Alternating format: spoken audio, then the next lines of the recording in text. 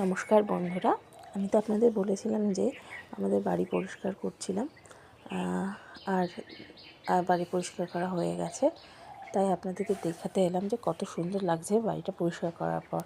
প্রত্যেকটা গাছে অল্প বিস্তর ফুল ফুটতে আরম্ভ করেছে। গোলাপ গাছগুলো তো আস্তে আস্তে ফুল ফুটছে, কুঁড়ি আসছে। আর এই ধুত্র ফুল গাছটা দেখুন কত লম্বা হয়ে গেছে, কিন্তু কাটাতে পারেনি। প্রচুর পরিমাণে কুঁড়ি এসছে। অতসী ফুল গাছ, এদিকে মিনি জবার গাছ, আর গাঁদা ফুল গাছগুলোতেও দেখুন কুঁড়ি আসতে আরম্ভ করেছে। রক্ত গাঁদা আছে আর হলুদ গাঁদা আছে। হলুদ গাঁদা তো ফুটতে আরম্ভ করেছে, রক্ত গাঁদা এখনও ফোটেনি। এদিকে হচ্ছে কুমড়ো ফুল গাছ। কুমড়ো ফুল গাছে প্রচুর ফুল ফুটেছে, প্রচুর কুঁড়ি এসছে। অবশ্য এর থেকেও অনেক বেশি ফুল ফোটে। এখন আস্তে আস্তে কুঁড়ি আসছে, ফুল ফুটছে বলে অল্প অল্প ফুটছে। আর কত সুন্দর দেখতে লাগছে দেখুন। তাছাড়া কেতকী ফুল গাছে প্রচুর ফুল এসছে। টগর, মিনি টগরেও প্রচুর ফুল ফুটছে। আর চিনে গাঁদাটাও দেখুন কত সুন্দর ফুল এসে গেছে, ফুল ফুটতে আরম্ভ করেছে। আর কেতকী ফুলও দেখুন কত ফুল ফুটেছে। চারিদিকে এখন ফুলের মেলা। বাগানে এলেই এখন শুধু মন ভালো হয়ে যাবে। আর বাড়ি পরিষ্কার করার পর এত সুন্দর দেখতে লাগছে, কী আর বলবো বলুন। এটা হচ্ছে আমার ঘন্টি জবার গাছ। ঘন্টি জবার গাছটা একটু খারাপ হয়ে গেছিলো, প্রচণ্ড বৃষ্টির কারণেই বোধহয় খারাপ হয়েছিল। তো কিছুটা এখন আবার ঠিক হয়েছে পরিষ্কার করে দেওয়ার পর। আর এদিকেও কেতকী ফুল গাছগুলোতে কুঁড়ি এসছে, কিন্তু এখনও ফুল উঠতে তেমন আরম্ভ করেনি।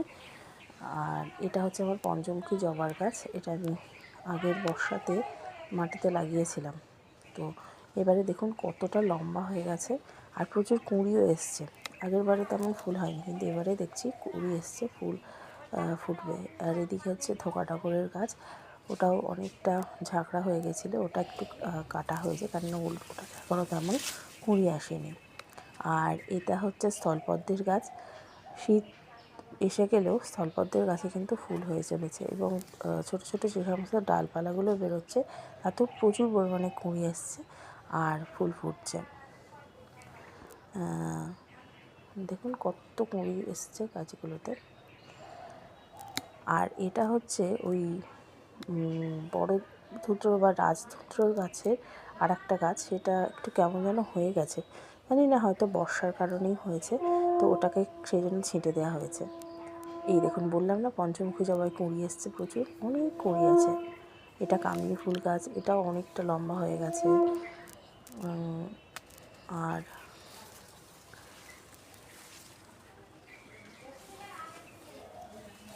মোটামুটি সমস্ত গাছেই এখন দেখুন প্রচুর প্রচুর পরিমাণে কুঁড়ি আর ফুল।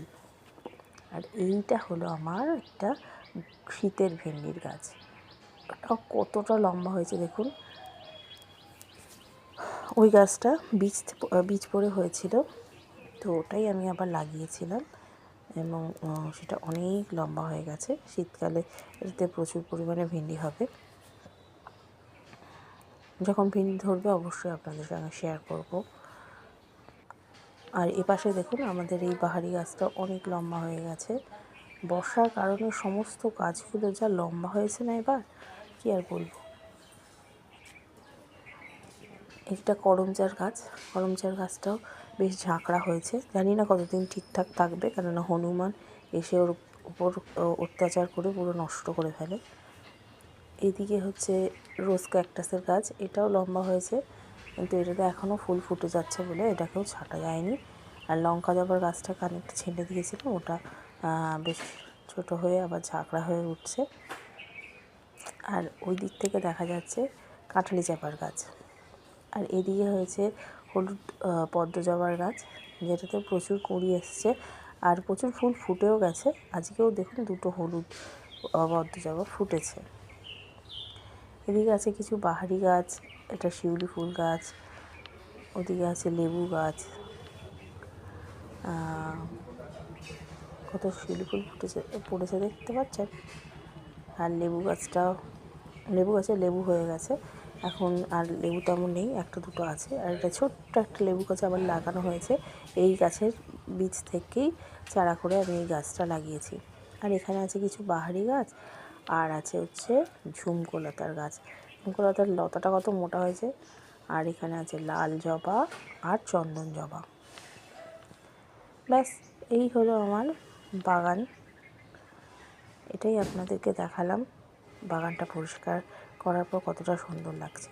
যদি আমার ভিডিওগুলি ভালো লাগে তাহলে অবশ্য করে আমার চ্যানেলটিকে সাবস্ক্রাইব করে পাশে থাকবেন। নমস্কার।